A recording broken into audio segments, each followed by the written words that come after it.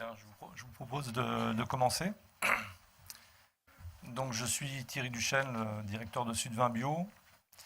Et cet après-midi, on va avoir donc une présentation d'un travail de prospective de la filière française des vins biologiques qui a été réalisé pendant quasiment 1 an et demi, donc de travail collaboratif entre plusieurs personnes et plusieurs institutions. Donc ce travail de prospective de la filière française des vins bio, il a été initié, je crois, en 2015, si je me rappelle bien, c'est ça, à la suite d'un certain nombre de questions émergeant de la part des professionnels qui, à l'époque, s'interrogeaient beaucoup sur le futur des vins bio, sur notamment la capacité du marché à absorber ou pas la production. Donc on était à l'époque plutôt sur une réflexion d'excédent que de pénurie. Bon, la suite a montré que maintenant on a rebasculé sur une autre réflexion qui est plutôt de gérer une situation de pénurie. Donc on voit qu'en fait la filière a des points de fragilité et qu'elle subit pas mal d'aléas. Bon, il y a les aléas classiques de l'agriculture, mais il y a des aléas liés à la mise au marché, il y a les aléas liés à aussi une croissance très rapide, puisqu'on était sur une filière qui était en retrait par rapport aux autres filières biologiques au niveau français. Et donc il y avait un certain nombre d'inconnus et d'incertitudes autour de ça, dans un contexte où la demande au niveau des consommateurs était en train de frémir, voire même d'exploser. Donc il y avait cette réflexion sur finalement, est-ce que les vins bio vont sortir de leur niche? Est-ce que les vins bio vont connaître la même difficulté de vente que les vins conventionnels? C'est-à-dire, est-ce qu'on va rebasculer finalement dans un marché qui n'est pas toujours bien géré, où il faut gérer, essayer de systématiquement s'ajuster à la demande, et c'est compliqué d'avoir des indicateurs pour ça. Bon, on n'est pas dans un marché où il y a 3 opérateurs sur le marché, il y en a des dizaines de milliers.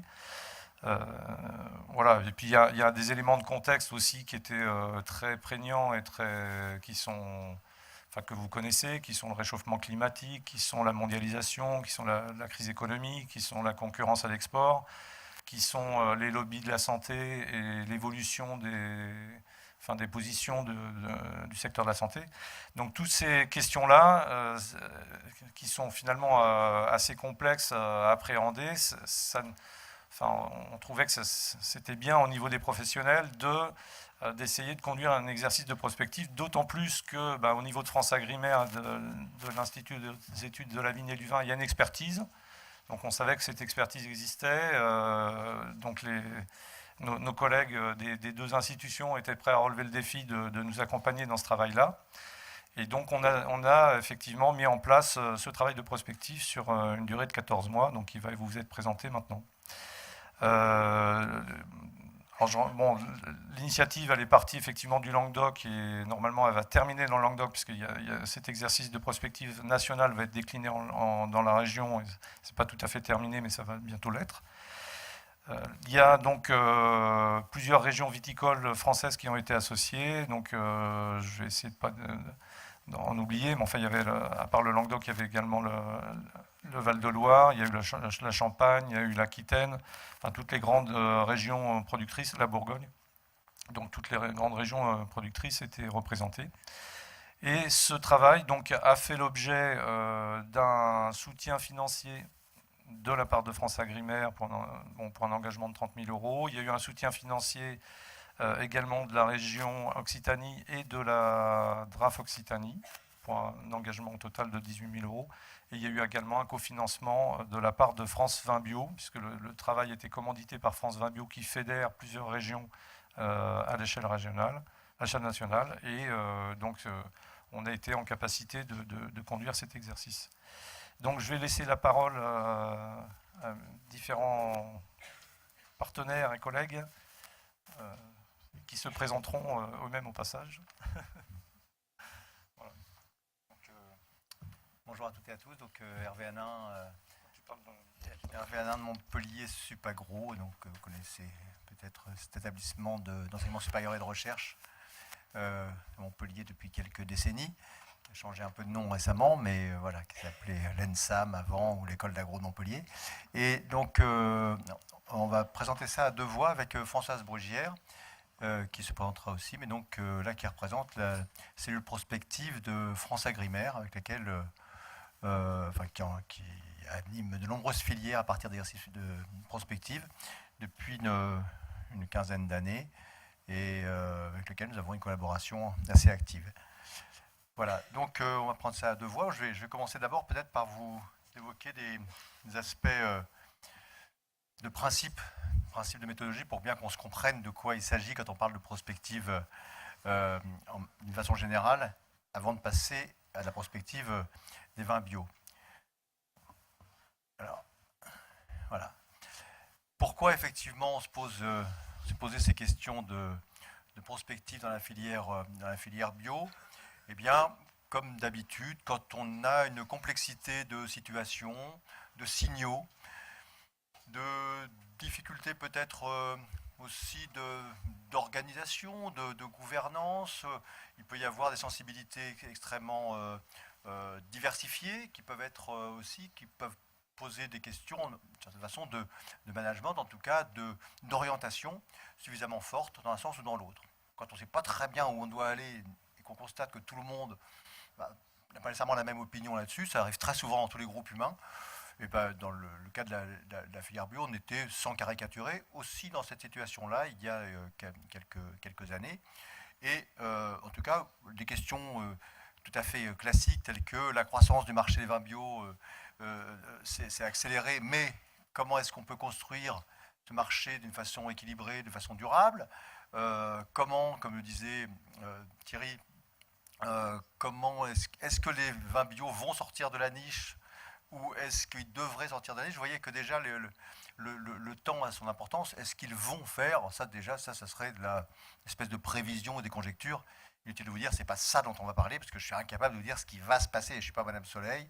Voilà. En revanche, on va essayer de montrer qu'on peut parler de prospective, de futur, sans dire trop n'importe quoi, mais essayer d'avoir une pensée logique, même quand il s'agit de futur. Est-ce qu'il pourrait, là on est plus à l'aise avec ce conditionnel, pourrait rencontrer des difficultés du même ordre ou spécifiques par rapport au vin conventionnel? Bref, on voit bien que tout ça est déjà assez compliqué sur le plan interne, mais en même temps, les éléments externes sont aussi extrêmement déstabilisants. Pour parler que de changements sur les marchés viticoles en général, le changement dans les attentes sociétales, le changement climatique. Tout ça fait qu'on a l'impression qu'on n'a jamais eu autant besoin d'avoir une orientation un peu solide, et en même temps, dès qu'on met le pied quelque part, on a l'impression que le sol se dérobe. Voilà. Donc on est tout à fait dans la situation, quand on a lancé cette prospective, eh bien de difficultés assez inhérentes à ce genre de contexte. Alors, qu'est-ce que fait la prospective? Vous allez voir qu'en aucun cas elle ne devine l'avenir. Je veux dire, on n'a ni boule de cristal, ni talent là-dessus. On se propose d'explorer simplement les futurs possibles, à un horizon de 20-25 ans. On aime bien cet horizon-là parce qu'il nous permet à la fois de ne pas être trop dans des conjonctures à 300 ans. 300 ans, j'ai vraiment toutes les peines du monde, non seulement à deviner, ça c'est bien sûr, mais même à m'imaginer des choses. Si on disait la prospective dans 2 ans, là on est un peu enfermé dans des rigidités. La plupart des lois qui sont actives aujourd'hui seront encore sûrement actives dans 2 ans. Dans 20-25 ans, on peut encore s'imaginer, on a de la liberté, puis on n'est pas complètement englué dans un passé trop contraignant. Tout ça pourquoi? Pour repérer des marges de manœuvre. Vous allez comprendre que la prospective, c'est d'abord aussi une philosophie de l'action et une philosophie collective. Donc ça nous va bien, et ça allait bien aussi au monde des vins biologiques, qui ont une certaine, non seulement une volonté de réussir chacune des exploitations et entreprises individuelles, comme tout un chacun, mais en même temps qui ont un certain projet citoyen, une certaine pensée de l'organisation de la cité et de l'agriculture, de la vie en général. Donc l'idée, c'est finalement d'essayer de construire des scénarios pertinents, vous allez voir, pour la décision, des sortes d'outils d'aide à la décision, et de façon qui puissent même être organisés en une stratégie. Donc voilà comment on a été amené à constituer donc un groupe national avec à l'initiative de Sud-Vin Bio et France Vin Bio, comme Thierry Duchesne l'a expliqué, avec le soutien de France Agrimaire et de Montpellier Supagro IHEV. Donc pour bien se fixer les idées, si la prévision c'est ça, C'est-à-dire, la prévision, c'est la capacité, on est très heureux que ça existe, de savoir, d'avoir des gens comme Météo France qui prévoient le temps qu'il va faire demain matin. On est très heureux de ça. Ça, c'est vraiment de la prévision, mais ça suppose des conditions très particulières. Ça suppose d'abord d'avoir un rétroviseur efficace. On a enregistré toutes les données météo, de température, de pression, d'hydrométrie, etc. depuis des décennies, de sorte qu'entre l'état initial d'il y a quelques décennies et l'état présent, on a un enregistrement de données énorme et on a bâti des modèles efficaces. Et ces modèles, quand on les applique au temps qu'il faisait avant-hier, on vérifie qu'ils sont capables de prédire le temps qu'il a fait hier. Donc vraiment, ils marchent bien, ces modèles-là. Donc on a tout lieu de penser que toutes choses égales par ailleurs, si rien ne change, s'il n'y a pas tous les volcans d'Islande qui se mettent à cracher en même temps, eh bien normalement on va à peu près, pas à 100%, mais à 98, 95%, on va avoir une idée de la météo de demain matin. Demain après-midi, ça tombera peut-être à 85. Après-demain, on sera peut-être à 80. Dans 3 jours, là, ça sera peut-être à 60. La semaine prochaine, à 20. Et puis après, ça n'a plus de sens. Donc vous voyez qu'à court terme, avec des modèles solides, on peut faire de la prévision, c'est-à-dire aller rechercher le scénario le plus probable. Est-ce qu'il va faire beau demain matin? Oui ou non? Dès l'instant qu'on n'a pas des modèles aussi solides, parce que comme je vous l'ai dit, toutes les variables se mettent à bouger en même temps, on est dans une période très troublée, très secouée, et qu'il s'agit de long terme, 20-25 ans, là, inutile d'envisager un scénario probable, et surtout, il faut mettre dehors, avec perte et fracas, tous les gens qui vous feraient croire ça, qui sont capables de le faire, et surtout qui vous feraient payer pour ça. Franchement, attention à tous les charlatans de cet ordre, dont on ne fait pas partie. Pourquoi? Parce que notre projet est bien différent. Il s'agit de prospective, il s'agit d'oublier un scénario probable, il s'agit d'oublier d'imaginer qu'un scénario pourrait être isolé et évidemment se dérouler, auquel il faudrait se conformer, ou je ne sais quoi de cet ordre. On est plutôt là dans le domaine de pistes ouvertes par Jules Verne jadis, d'aller rechercher non pas le scénario probable, mais des scénarios possibles. C'est-à-dire des scénarios qui représentent une certaine pertinence, une certaine logique, et qui du même coup pourraient éclairer chacun une parcelle d'avenir, et puis finalement, entre tous ces scénarios, à la lumière, à l'image un peu d'une lampe torche, pourrait déterminer une espèce de cône des possibles, et s'imaginer, se représenter un cône des possibles, eh bien c'est arrêter d'être dans l'obscurité totale. Ça n'éclaire pas grand-chose autour, c'est vrai, ça ne dit absolument pas ce qui va se passer, mais par contre, ça permet de se positionner par rapport à ce qui pourrait se passer. Ben, vous avez bien compris ce que c'est que la prospective, qu'il n'y a plus de malentendu, qu'on n'est pas en train de nous faire croire qu'on est en train de deviner l'avenir. On va essayer de vous dire comment, en gros, on fait dans une prospective, et on va montrer comment on a fait en l'espèce. D'abord, pour avoir un langage pertinent, pour parler de la même chose, d'abord avec nos commanditaires. Ensuite, avec l'ensemble des parties prenantes, dont vous avez compris qu'ils sont à la fois internes, des gens qui connaissent le vin bio, mais qui connaissent aussi certains aspects plus particuliers de vin bio, les difficultés techniques, ou les aspects économiques, ou les aspects de marché, ou les aspects environnementaux, d'autres qui sont spécialisés peut-être sur des aspects plus d'enseignement, ou de segments de vin nature, ou autres. Eh bien, tous ces gens-là ont des choses à dire, mais pour qu'ils puissent dialoguer, pour qu'on puisse tirer parti de ce qu'ils nous racontent, il faut qu'on ait une toile de fond commune. Et cette toile de fond, ce qu'on appelle dans le jargon la représentation commune du système, elle est fondamentale, elle est fondatrice, et en général d'ailleurs il faut la construire. Parce qu'on croit tous qu'on l'a, et en fait, ce que je vous dis, ça atterrit sur une représentation qui est la vôtre, dans chacune de vos cervelles, ce qui est très probablement pas exactement la même que la mienne, en tout cas je ne vous le souhaite pas. Hein, voilà. En tout cas, il y aurait un risque à ce qu'on soit tous formatés à ce point. Mais la difficulté, c'est qu'après, si chacun comprend ce qu'il veut, qu'est-ce qu'on va sortir de ça? Probablement des choses peut-être pas tout à fait utilisables. Donc la première démarche, c'est d'abord de se refaire une représentation de quoi on parle, qu'est-ce qu'on met derrière les mots. La deuxième, c'est de se dire, mais qu'est-ce que c'est qu'une histoire possible? Puisque vous nous racontez que vous allez nous écrire des scénarios qui sont des histoires possibles. Qu'est-ce que c'est qu'une histoire possible? C'est une histoire pertinente. Finalement, une histoire, c'est quoi? C'est des idées logiquement enchaînées. Donc, allons-y par étapes. Imaginons les idées qui devraient jalonner ces histoires, et puis essayons de vérifier les liens logiques qui pourraient exister entre ces idées. Faire de la prospective, c'est ça. C'est retenir des idées, pertinentes pour l'avenir et s'interroger sur les liens logiques qui existent entre ces idées. Ces idées, on appelle ça des hypothèses, parce que comme vous, comme moi, on ne sait pas ce qui va se passer. Donc on va tout mettre sous la forme d'hypothèses. Des hypothèses qui vont sortir du langage des experts, comme je vous l'ai dit, sur un fond commun qui nous permettra d'expliciter leurs pensées, et puis des hypothèses qui sont un enjeu, pas des hypothèses qui sont des pécadilles, ni des hypothèses tellement grandioses qu'on n'en sortirait rien. Des hypothèses quand même pertinentes. Voilà. Donc des hypothèses fondées sur des dires d'experts, mais des dires d'experts qui nous disent voilà ce que veulent dire les mots. Voilà ce que c'est que la biodynamie, ça veut dire ça. Ça ne veut pas dire autre chose. Un OGM, c'est ça. Ça, c'est pas un OGM. Ah bon, je savais pas, je connaissais pas, je suis pas généticien. Donc chacun acquiert sa culture et à la fin, on a tous la même culture. Mais l'idée, c'est qu'une fois qu'on a ces hypothèses, on va s'interroger sur les liens logiques, c'est-à-dire les enchaînements, la combinaison de ces hypothèses. Et à ce moment-là, ben, qu'est-ce qu'on obtient? Des histoires.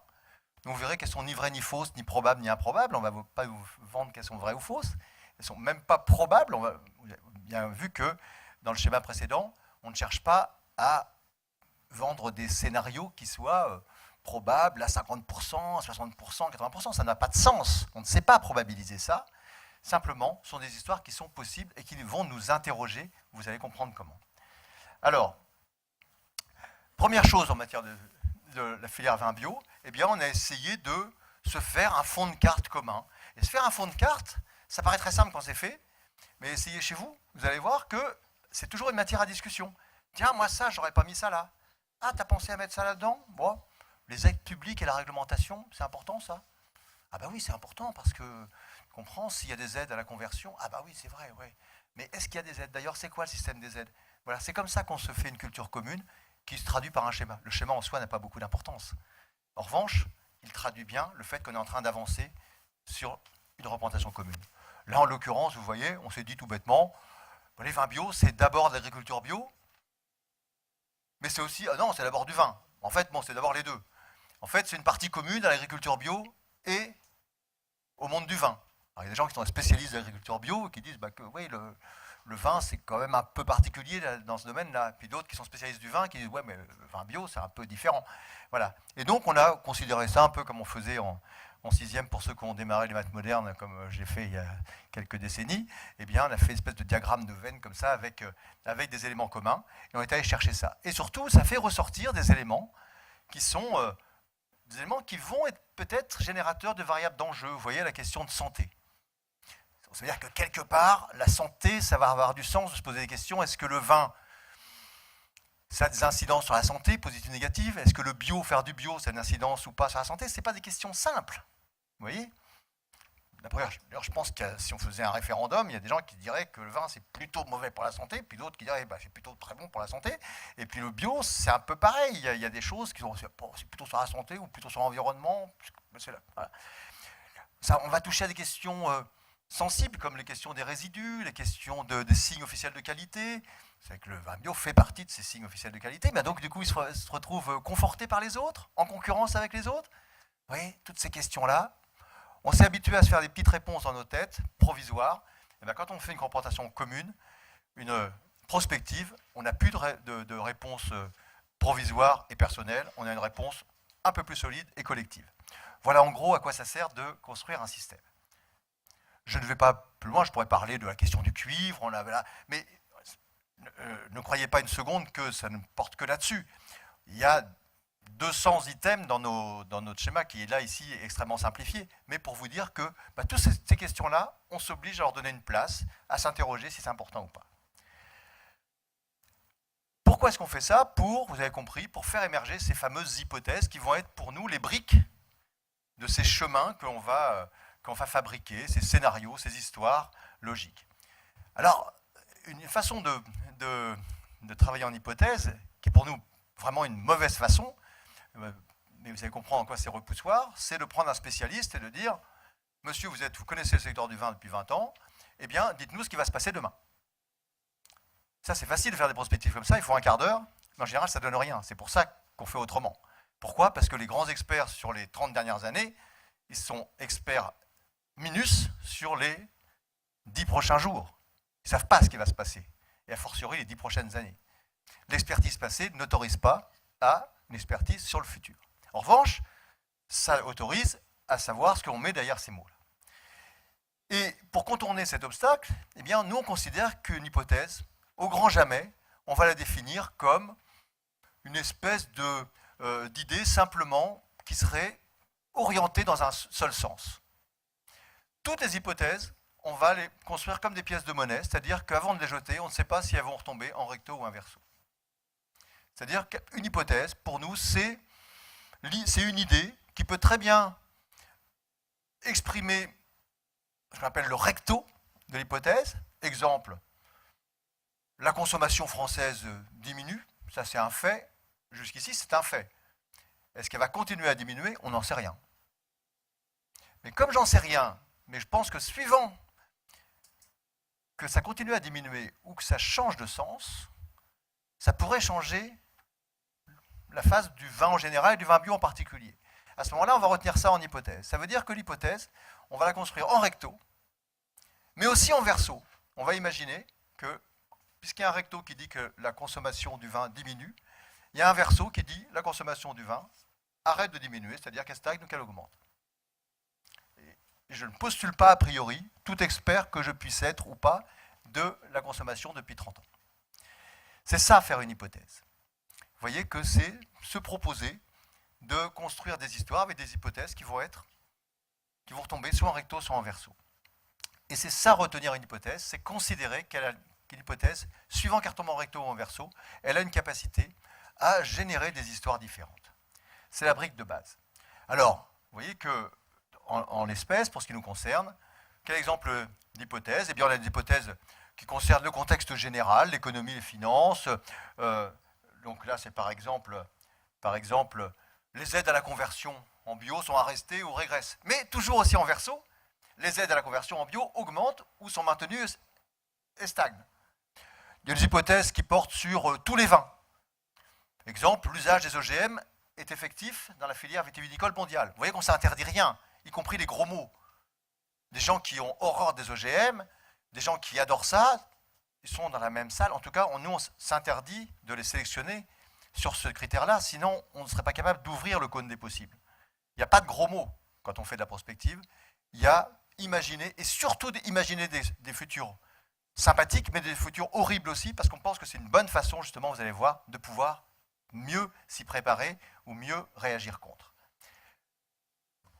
Autre genre d'hypothèse, pour aller vite, les consommations, les préférences des consommateurs. Est-ce que les labels bio vont être demandés fortement par les consommateurs ou pas? L'image, le marketing, ça c'est un mot qui n'était pas très à la mode quand les vins bio ont commencé. Mais aujourd'hui, on raisonne cette science des marchés qui s'appelle le marketing. Est-ce que les vins bio sont vraiment différenciés? C'était reconnu par le marché? Eh bien, hypothèse, les vins bio bénéficient de programmes de promotion ambitieux versus la promotion en faveur des vins bio continue de bénéficier de moyens très limités. On pense que ça va être des briques qui vont changer éventuellement la vie. Quelle philosophie, quelle formation, quelle productivité, quelle réglementation? Eh bien, là encore, des hypothèses, 13 hypothèses, on en a extrait une. La filière bio accepte l'ensemble des innovations techniques dès lors qu'elles poursuivent les principes et objectifs de la bio. Mais avec un versus, la filière considère que certaines innovations techniques sont philosophiquement inacceptables. Et enfin, autre série d'hypothèses sur la réglementation bio et signes de qualité. Le mode de production biologique s'accompagne d'une flexibilité dans l'outil de production. Par exemple, on peut acheter des vendanges avec des baux annuels, etc., versus les agences de contrôle et la traçabilité freinent cette souplesse. Vous voyez qu'à partir de là, on jalonne nos terrains avec des hypothèses dont on ne sait pas très bien encore comment elles vont retomber.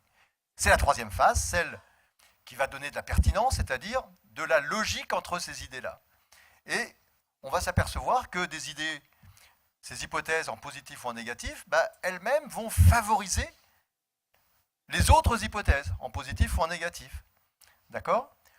Imaginons que si on dit la consommation de vin augmente, eh bien s'il y a une autre hypothèse qui dit les distributeurs développent leur rayon vin, probablement qu'on va dire la première hypothèse pèse favorablement sur la seconde. D'accord?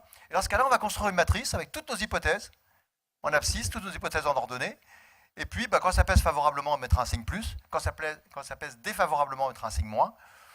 Quand ça pèse, mais on ne sait pas très bien dans quel sens, ou ça dépend des conditions, on mettra plus ou moins. Et dans tous les autres cas, on mettra un 0.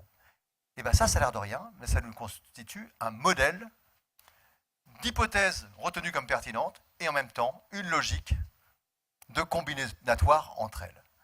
On met ça dans un ordinateur, comme on disait à l'époque, et ça nous ressort quoi? Ça nous ressort des hypothèses qui aiment bien certaines autres, en tout cas qui sont plus à l'aise avec certaines autres, qui enchaînent certaines autres, alors qu'elles n'ont pas grand-chose à voir avec certaines autres. Donc, ça nous donne des squelettes d'hypothèses, et bien ça va constituer les squelettes de nos scénarios. Un squelette d'histoire d'hypothèses, c'est-à-dire un squelette de scénarios. On va vous présenter maintenant les 5 grands scénarios auxquels ça a conduit, mais voilà, en tout cas, je ne voulais pas qu'il y ait d'ambiguïté sur le plan méthodologique. Ce n'est pas de la magie, c'est juste l'idée qu'on peut, comme disait notre professeur de prospective, ce n'est pas parce qu'on parle d'avenir qu'il faut dire n'importe quoi, c'est vraiment le pari de la prospective. Sans aucun don de visionnaire, mais avec l'idée qu'il y a des choses quand même qui présentent une certaine logique qui pourrait bien s'appliquer dans les décennies à venir. Ça conduit à donc, des scénarios. Pour les expliquer, on va vous montrer un peu comment finalement tous nos systèmes-là a conduit à représenter de nouvelles facettes possibles. Ces scénarios sont en fait des nouvelles facettes de ces hypothèses dans le contexte des 20 ans à venir. Tout ça à travers un canevas, et je vais passer la parole à Françoise, qui va vous montrer d'abord les thèmes dont vont parler les 5 prospectives. Oui, donc Françoise Brugière de la France Agrimaire, la mission prospective. Alors là, vous avez sur cette diapo les sujets qu'on va retrouver abordés dans chacun des 5 scénarios qui ont été écrits avec la cellule de prospective, donc avec l'ensemble des professionnels qui ont travaillé pendant 1 an et demi sur l'exercice. Alors, on a des éléments de contexte général dans la colonne bleue, des éléments de l'autre côté d'agriculture et de produits biologiques, sur la colonne orange, les éléments de filière vin, et puis en rose, ce qui est vraiment viti et vin bio, donc plus spécifiquement viti et vin bio. Alors, comment ça fonctionne? Par exemple, les éléments de changement climatique, d'enseignement, de reconnaissance de la bio au niveau académique, on va les retrouver de différentes façons. Par exemple, dans certains scénarios, on aura la bio qui est reconnue comme étant notamment atténuant le changement climatique, et donc qu'elle mérite, entre guillemets, d'être aidée et enseignée. Et donc, on a un enseignement, un système d'aide où la bio a toute sa place. Dans d'autres scénarios, on va avoir à la fois une bio qui fait ses preuves en matière d'adaptation au changement climatique, de résistance aux aléas climatiques, mais qui doit encore faire ses preuves, qui n'est pas reconnue, et donc qu'on ne va pas retrouver dans les programmes d'enseignement notamment. Dans d'autres scénarios, la bio est fragilisée par le changement climatique. Donc ce qui se passe au niveau de l'approche biologique des sols, finalement, n'a pas d'impact suffisant pour faire que la vigne cultivée en bio s'en sorte mieux face aux aléas climatiques. Mais néanmoins, pour d'autres aspects, la viticulture bio est aidée et enseignée dans les programmes. Et puis la dernière modulation de ce critère-là, c'est que non seulement la bio est fragilisée par le changement climatique, mais elle n'est pas du tout ni aidée ni enseignée, et donc elle s'étiole. Autre élément qu'on peut combiner dans nos scénarios, des éléments de contexte comme l'intensité de la crise économique et financière au niveau mondial. Donc, est-ce qu'on a mis en place des politiques qui vont atténuer la crise économique mondiale ou pas? Quelles incidences ça a sur le pouvoir d'achat, notamment des consommateurs? Qu'est-ce que ça a donc comme incidence sur leurs critères de choix? Est-ce que les consommateurs s'intéressent surtout au bas prix? Et même à la limite, est-ce que la consommation du vin a encore de la place quand on a un budget alimentaire assez serré? Donc les questions de pouvoir d'achat, les attentes des consommateurs, est-ce que leurs attentes, elles sont plutôt orientées santé, plutôt orientées plaisir, plutôt, etc. Le statut du vin sur le marché mondial, donc est-ce qu'en temps de crise, le marché mondial se développe ou pas? Est-ce que ça va, si le marché mondial se développe, est-ce qu'il se développe avec des modes de consommation traditionnels? Est-ce qu'on emmène nos façons de consommer à l'export, ou est-ce que les nouveaux pays consommateurs, les nouveaux consommateurs ont leur propre façon de consommer les vins, et donc est-ce que ça a une incidence sur l'offre qui doit être proposée? Et puis, enfin, le statut du vin sur le marché mondial, est-ce que c'est un produit agro-industriel ou un produit agricole transformé? Si c'est un produit agro-industriel, eh bien, on peut intervenir, on peut aromatiser, on peut mouiller, on peut faire tout un tas de choses qui sont objectivement pas dangereuses pour la santé, mais qui changent la nature du produit, ou bien est-ce que ça reste un produit agricole transformé avec une définition très stricte des interventions qui peuvent avoir lieu sur ce produit. Autre thématique, les questions de place de la bio dans les instances viticole, dans la représentation syndicale, interprofessionnelle, vis-à-vis des pouvoirs publics de la viticulture. Est-ce que la bio, c'est on va mettre quelqu'un qui représente à la fois une appellation ou un métier, et en plus il est bio, ou est-ce qu'il y a des sièges spécifiques prévus au titre de la bio? Quelle est la place de la bio dans l'enseignement agricole? Et quelle est la modalité de reconnaissance à travers notamment les aides publiques?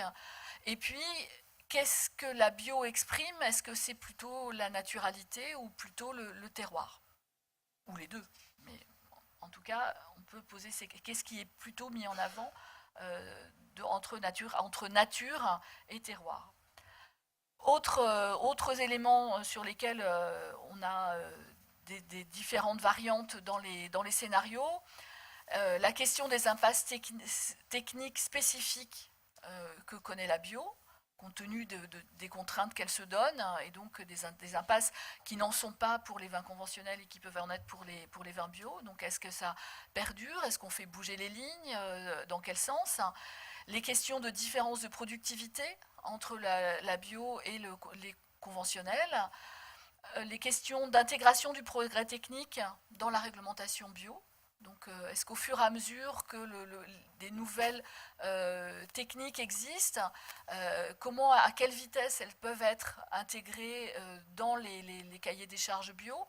Il y a la même question qui se pose sur l'intégration du progrès technique dans l'appellation d'origine, et donc est-ce que l'intégration du progrès technique en appellation d'origine, l'intégration dans la bio, est-ce que ça se fait au même rythme et parallèlement, ou est-ce qu'au contraire il y a des distorsions qui se créent entre les différents signes de qualité?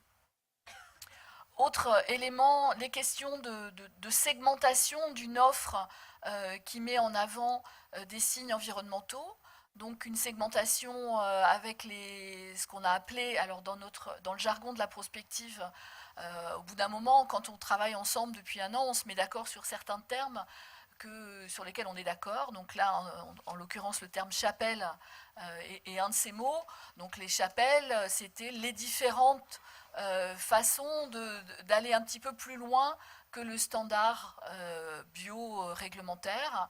Donc, est-ce que ce mode de segmentation, qu'est-ce qu'il en advient? Est-ce qu'il est intégré? Est-ce qu'au contraire, il se différencie de plus en plus? Et puis, aussi les signes environnementaux. J'ai entendu un petit morceau de conférence de ce matin où justement la dame disait HVE c'est parfait, on a l'impression qu'il y a tout dedans. Comment ça se positionne par rapport à la bio et à d'autres signes environnementaux? Comment la bio arrive ou pas à être présente et à se différencier du côté environnemental? Quelles sont les attentes réelles des consommateurs? Est-ce que c'est zéro résidu, c'est-à-dire est-ce que c'est ce qui m'importe, c'est ce que j'absorbe moi?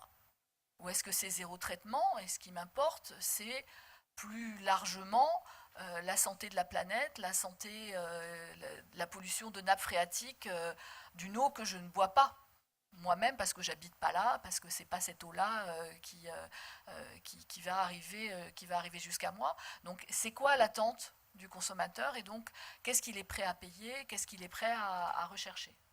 Enfin, autres thèmes qui sont discutés et souvent plus en variable de sortie dans les scénarios, les questions de conversion et de déconversion, quelle est la dynamique de l'installation et de la conversion en agriculture biologique et en viticulture biologique.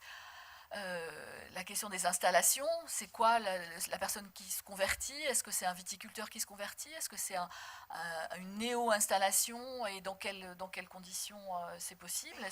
Quelle est la taille de l'exploitation? Voilà, enfin toutes ces questions qui ont été abordées.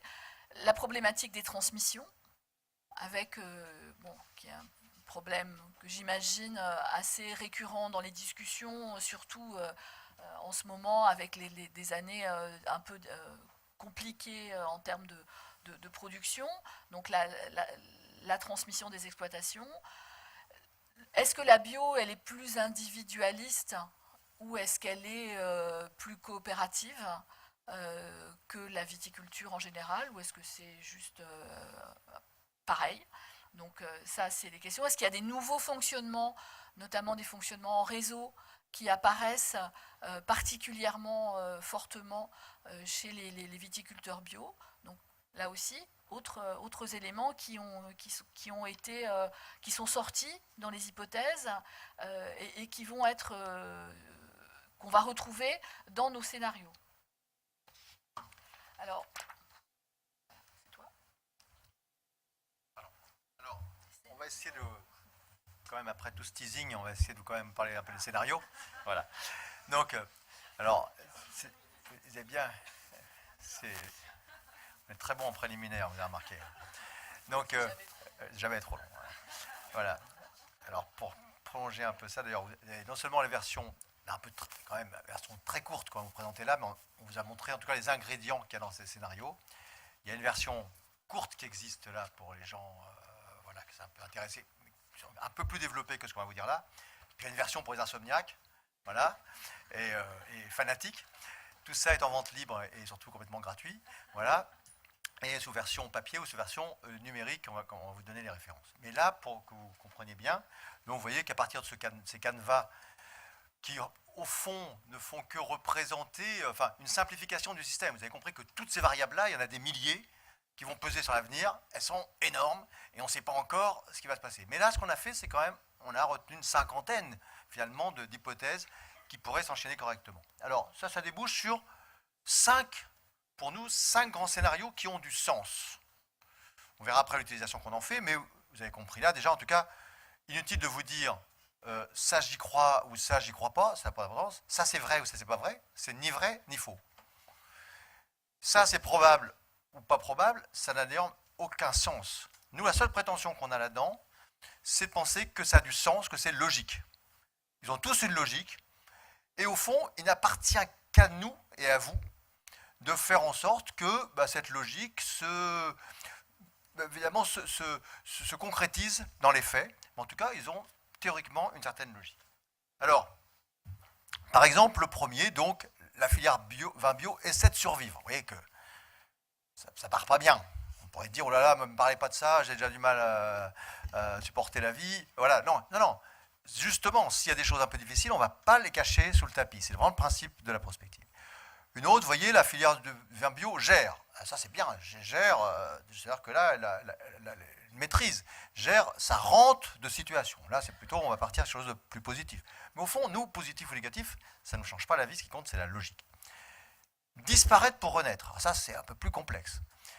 Croissance quantitative assumée, donc on va voir ce que ça veut dire. Et la filière réduite au segment premium vin bio et santé, vous voyez que tout ça, on va vous montrer que ça peut avoir du sens. Alors, on va les prendre alternativement. On va le premier, puis on va faire un numéro de duettiste alterné. Donc, le premier, le vin bio essaie de survivre. Je vous ai laissé le canevas sous les yeux pour que vous voyez un peu de quoi il retourne. Ayez bien surtout les yeux rivés sur la troisième colonne, c'est-à-dire celle sur les vins viti et vins bio, dans lesquels vous voyez déjà apparaître des choses comme recherche insuffisante, effondrement de la demande, surface très forte diminution. Effectivement, comment est-ce qu'on en arrive là? Vous voyez qu'on est sous dépendance des autres colonnes, aussi celles qui parlent du contexte général, de la filière vin en général et de la filière bio, agriculture biologique également. Qu'est-ce que ça nous raconte? On va le faire de façon un petit peu courte. En gros, si vous regardez sur la colonne de gauche, on est dans un climat d'une situation macroéconomique plutôt difficile, de crise économique un peu généralisée, de renforcement des politiques anti-alcool. Ça, c'est pas très bon, c'est-à-dire que la société elle-même finit par regarder sous un œil un peu plus critique cette consommation d'alcool, donc de vin. Et les politiques publiques en rajoutent au cas où chacun n'aurait pas compris déjà les risques qui sont associés à ce genre de consommation. En même temps, on a des impasses techniques. Alors vous allez dire, ouais, on a déjà... Oui, dans tout ce qu'on vous raconte, il y a des choses qui sont déjà en germe, puisque vous avez compris que ces hypothèses-là, elles sont parties de choses que l'on observe sous nos yeux, soit des tendances lourdes, j'ai parlé tout à l'heure de la consommation de vin, soit des signaux faibles. Donc effectivement, on va voir que des signaux faibles et des tendances lourdes dans tout ça. Donc des choses qui existent déjà. En particulier, des impasses techniques, on en connaît. Mais là, elles se développent, ces impasses techniques. Et en même temps, à la faveur d'un changement climatique qui ne nous plaide pas, qui ne favorise pas la résolution de ces impasses techniques. Et on a bien quelques innovations, chacun y va de son inventivité, la recherche peut aider un petit peu aussi, mais en même temps, la plupart des innovations, pour des raisons philosophiques, de morale, une certaine conception des grands équilibres naturels, eh bien, la filière bio, finalement, n'en veut pas. On se prive de certaines innovations, on sait faire, on sait tous faire ça, et heureusement. Science sans conscience, on connaît, hein, et bien là, la conscience majoritaire dans le monde bio fait que non, on sait qu'on pourrait résoudre ça avec des OGM, mais on n'en veut pas. Voilà. On pourrait résoudre ça comme si des membranes, ça, c'est pas l'esprit. Donc on n'en veut pas. Donc on s'interdit de profiter finalement d'une certaine flexibilité réglementaire et une certaine opportunité scientifique et technique. Du même coup, les acteurs économiques n'arrivent pas à faire face à cette crise, cette crise de la consommation de vin, ce changement climatique qui s'accentue, des solutions techniques qui ne sont pas acceptables. Voilà. Et qu'est-ce qui apparaît à ce moment-là? D'autres labels qui, eux, sont plus pertinents, en tout cas plus adaptés à la société. Voilà. Donc, ces autres labels, on les connaît. Hein. On a parlé de labels environnementaux, on a parlé d'HVE, on a parlé... Voilà, des distributeurs qui sont plus à l'aise avec ça, des consommateurs qui disent oui, ça au moins je comprends, parce que bio je ne comprenais plus rien, voilà. Donc chacun se fait sa compréhension. Et on voit à ce moment-là le marché, la filière vin bio, qui subit une régression forte du marché et avec une vraie difficulté pour pouvoir se rattraper aux branches pour essayer de limiter l'hémorragie. Donc la survie à ce moment-là de la filière vin bio dépend des rares qui peuvent encore essayer de s'accrocher à ça. C'était des gens qui sont par exemple des néo-ruraux, qui ont vraiment la foi chevillée au corps, mais soit qui ont d'autres revenus, des doubles actifs, soit qui ont d'autres sources financières, soit effectivement qui veulent profiter quand même du différentiel de prix qui continue à exister, mais qui ont beaucoup de mal et probablement qui, s'ils faisaient vraiment leur compte en comptabilité analytique, découvriraient qu'ils ne sont peut-être pas si rentables que ça. En tout cas, on a une espèce de filière qui, vous voyez bien qu'on extrémise, on caricature, parce que par évidence, la prospective cherche à écarteler ces scénarios qui déterminent le cône des futurs. Donc on ne s'interdit pas d'extrémiser ces histoires, donc finalement quand elles font un peu peur, elles font très peur. Quand elles sont sympas, elles vont être très sympas. Mais voilà, c'est le but. Il ne faut pas les prendre au pied de la lettre. Il faut les regarder comme une certaine logique. Donc voilà à quoi ressemble ce scénario qui existe en, je voulais dire, en 3 pages et en 10, avec toute sa logique. La filière vin bio essaie de survivre. Maintenant, on va montrer un deuxième scénario. Alors le deuxième scénario, la filière vin bio gère sa rente de situation.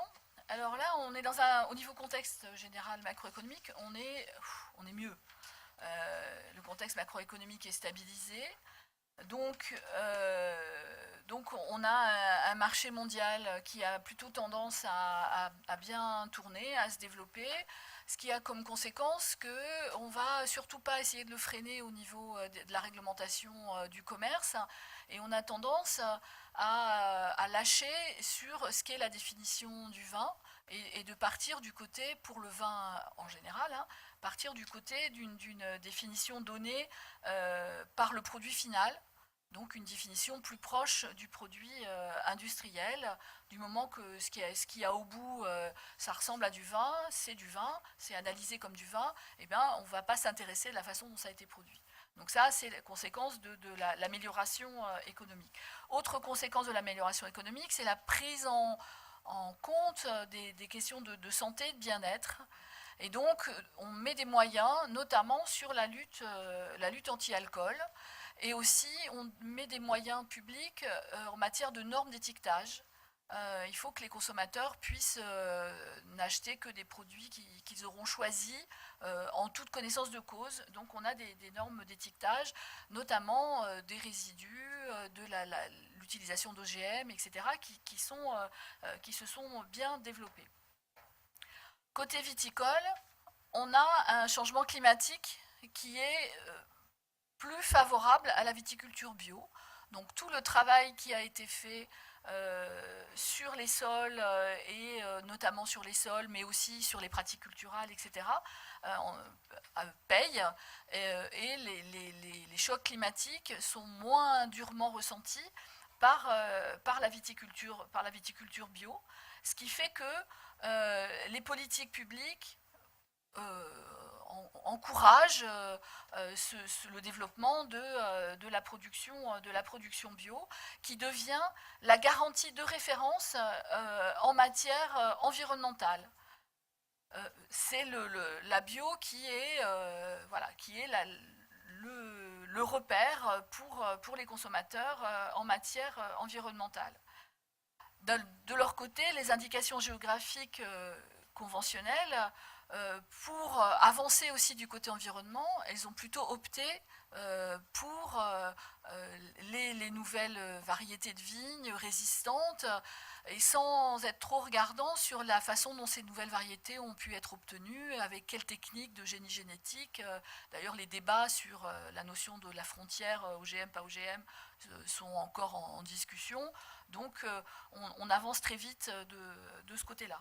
Et donc, ce qui nous donne, moi je vais montrer le résumé, ce qui nous donne en matière de résumé de ce scénario, le fait que devenue référente environnementale, identifiée comme voie de résistance au choc climatique, reconnue dans les instances du vin, soutenue par les pouvoirs publics, la filière vin bio, alors elle décide à ce moment-là de contrôler son développement de manière restrictive.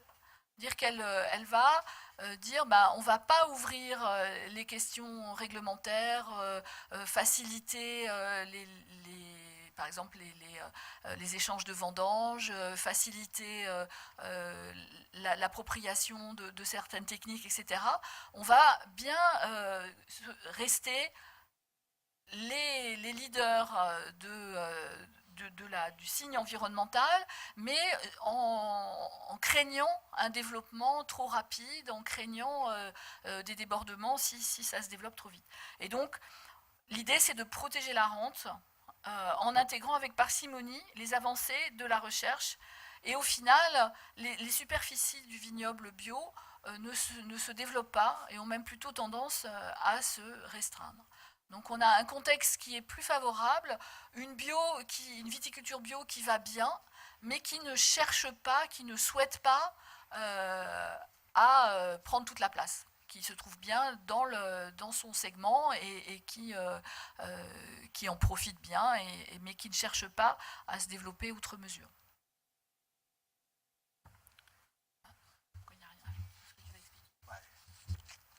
Troisième scénario, donc après cette filière bio qui gère sa rente de situation, là, le scénario disparaître pour renaître. Donc on va faire en deux temps.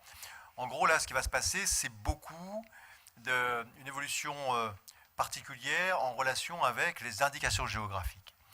En gros, ce qui va se passer dans ce scénario, là encore, vous comprenez, on a un contexte qui n'est pas très sympathique, qui est plutôt hostile, avec une crise économique, financière, la lutte anti-alcool, ça continue, ça, les pouvoirs publics s'y emploient, les médecins nous rappellent ça aussi tous les jours. Voilà. Et on a donc l'agriculture biologique qui est plutôt sur un haut de gamme, avec une certaine vision un peu standardisée du bio, qui commence à être bien compris, mais tellement bien comprise finalement qu'elle se trouve assez rapidement noyée et diluée. Vous allez comprendre comment. C'est-à-dire que le bio, ça a toutes les vertus, y compris même celui, c'est quelque chose qu'on entend aujourd'hui assez souvent, qui n'est pas dénué de fondement, sans doute, sur la capacité justement d'exprimer bien le terroir. Beaucoup mieux que quand on bombarde de produits chimiques et autres, molécules indésirables. Eh bien, là, on va converger vers une espèce de capacité à faire ressortir les effets de terroir. Et dans le même temps, ne croyez pas que les gens qui font du conventionnel dans les vins de terroir restent inactifs. Eux aussi, ils vivent ces limitations que l'on connaît dans le monde de l'agriculture, c'est-à-dire c'est les molécules qui sont de plus en plus interdites. On a vu le glyphosate là, qui est sur la sellette, bien sûr, et d'autres. On voit bien que les pouvoirs publics vont aller de plus en plus dans cette voie-là. Ça va toucher tous les vins, y compris ceux des indications géographiques, qui vont se poser aussi des questions d'environnement, de sorte que tout ça, à un moment donné, converge. Et converge tellement bien que les vins bio expriment le terroir et que les vins de terroir sont tous plus ou moins bio. Et à ce moment-là, on a même imaginé, alors vous voyez qu'on fait de la fiction, qu'on fait de la prospective, une espèce de concept un peu bizarre qu'on a appelé l'IGB, c'est-à-dire l'indication géographique bio. Vous voyez ce que ça veut dire? C'est-à-dire qu'à ce moment-là, le bio a tellement de succès qu'il est victime de son succès, c'est pour ça que la partie disparaître prend tout son sens. Qu'est-ce qu'on fait dans ce cas-là? Eh bien, soit on se réjouit, en tant que citoyen, les gens du bio disent « Enfin, on a réussi à convertir toute la planète vin, tout ce monde des AOC qui ne voulait rien comprendre jusqu'à là, et tout ça, ça y est, ils sont convertis, bravo, et je vois qu'il y a des gens à la fois du bio et de l'AOC dans la salle, donc vous voyez très bien ce que je veux dire. C'est quelque chose, c'est quelque part, c'est une certaine victoire. Mais en même temps, d'un coup, le bio risque de se perdre même dans ce succès. Sauf qu'il y a aussi des gens qui vont chercher à se différencier dans tout ça. Ils vont essayer en disant, nous, on va être sans OGM. Mais les gens du vin en général conventionnel vont dire, nous aussi, on est sans OGM. Ah bon. Mais nous, on va être nature. Bah oui, mais nous, la fermentation naturelle de mou de raisin frais, on fait du nature aussi, puis les gens se défendent. De sorte que tout ça, pour des consommateurs qui vont dire, attendez, je ne comprends plus, c'est quoi de nature, c'est quoi, de toute façon, tout le monde est sans OGM, tout le monde veut protéger l'environnement, il y a des IGB, voilà. Et le bio, finalement, victime de son succès, est comme endormi en tant que concept. Sauf qu'à ce moment-là, il y a quand même les durs qui vont exprimer un canal historique, un peu, et en tout cas, ou de nouvelles tendances, mais en disant, non, on ne peut pas laisser faire n'importe quoi. Là, quand tout le monde fait du bio, quelque part, c'est super, sauf qu'il y en a qui font un peu des trucs bizarres. Donc, ils ont perdu l'esprit. Donc, nous, on va raviver ça en étant plus bio que le bio, en tout cas plus extrémiste. Alors, on a appelé ça, on n'a pas voulu stigmatiser tel ou tel, mais on a des autrement vins, enfin, vous voyez, des chapelles qui vont exprimer une espèce de renouveau, et qui vont redonner à ce moment-là, donc c'est un peu la deuxième phase de jeu, redonner une espèce de vie à ce phénix du bio qui a disparu et qui est rené de ses cendres, voilà, sous cette forme-là. Donc, contexte particulièrement hostile, combinant une crise économique généralisée, une forte pression anti-alcool, un impact sévère du changement climatique, une restriction continue du nombre de molécules utilisables. La plupart des producteurs d'IG et de vins bio font converger leurs pratiques et leur cahier des charges, ouvrant la voie à la création d'une catégorie IGB. Quelques-uns refusent l'assimilation bio-IG, tentent de jouer la carte de la surenchère en s'interdisant toutes les innovations techniques et se marginalisent. Ça existe, ça a du sens. Ce mouvement exigeant pourra sortir de sa marginalité par l'émergence de refondateurs qui mettent en avant un contre-modèle politique. Voilà donc ce troisième scénario. Quatrième scénario, qu'on a appelé la croissance quantitative assumée. Alors ce quatrième scénario, il a des éléments qui ressemblent à celui que j'ai présenté juste avant celui d'Hervé, là, sur la rente de situation, c'est-à-dire que au niveau économique, ça va pas trop mal, au niveau changement climatique, la culture bio amortit bien, et en plus, là, dans celui-là, on a la lutte anti-alcool qui est présente, mais les autorités de santé reconnaissent des vertus spécifiques au vin bio et donc sont moins dures sur la partie vin bio. Donc là, tous les éléments de contexte général sont plutôt favorables et donc on va avoir un scénario où la filière décide d'assouplir, au niveau bio en général, au niveau agriculture bio et au niveau vin, d'assouplir certains sujets sur lesquels les béotiens ont un peu du mal à comprendre pourquoi on ne peut pas faire du bio hors sol, pourquoi on ne peut pas faire du bio. Enfin, il y a des choses, des questions qui ne sont pas très claires parce que ça tourne autour de cette question, de cette définition de nature. Bon, tous ces débats-là sont tranchés d'un côté plutôt en disant ce qui est bio, c'est finalement sans produits phytopharmaceutiques systémiques et sans OGM. Et on va, c'est le noyau dur, et tout le reste devient possible. On a même de la flexibilité réglementaire sur ce qui est baux annuel et achat de vendange en matière de viticulture. Et donc, on arrive à avoir une production qui augmente, qui va pouvoir toucher, parce que c'est simplifié, toucher des consommateurs plus largement de toutes les tranches d'âge. Et donc là, on a un développement quantitatif de la production vitivinicole bio, donc qui sort de sa niche pour s'imposer comme contre-modèle agricole en lieu et place de l'indication géographique, dans un contexte où le vin est dorénavant majoritairement un produit agro-industriel comme les autres, respectueux de l'environnement et de la santé des consommateurs, apte à atténuer les effets du changement climatique, et pour cela soutenu par les pouvoirs publics, la filière vin bio accepte les pratiques physiques et l'intégration d'innovations techniques, sans nier ses principes philosophiques essentiels, et relève le défi d'une croissance quantitative conséquente. C'est-à-dire qu'on a le vin qui est parti vers l'industrie, le vin conventionnel, et le vin bio qui a assoupli ses pratiques tout en restant ferme sur une certaine partie d'entre eux. Le cinquième. Cinquième et dernier scénario, donc lui on l'a appelé la filière réduite au segment premium vin bio et santé. Vous voyez dans la troisième colonne que là on est toujours aussi dans un contexte qui est aussi un peu contraint, avec une recherche insuffisante, qui va se traduire par une demande en diminution, des surfaces en diminution, mais il y a quand même là des éléments intéressants, puisque on a une vraie différenciation possible pour la filière vin bio. Comme spécificité vin bio, c'est la santé humaine, avec quelques chapelles très actives. Alors comment ça s'est passé cette histoire-là?